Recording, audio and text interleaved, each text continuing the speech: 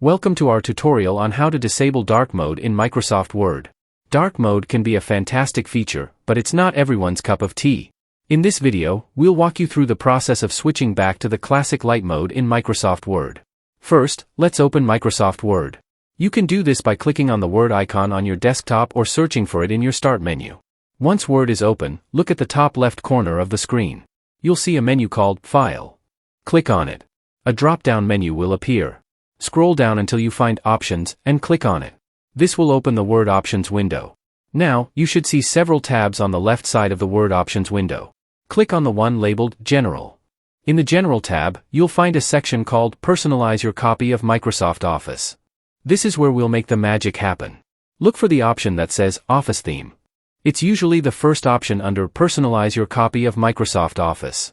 Click on the drop-down menu next to Office Theme. You'll see a few options like Colorful, Dark Gray, and Black. Simply select the option that says Colorful.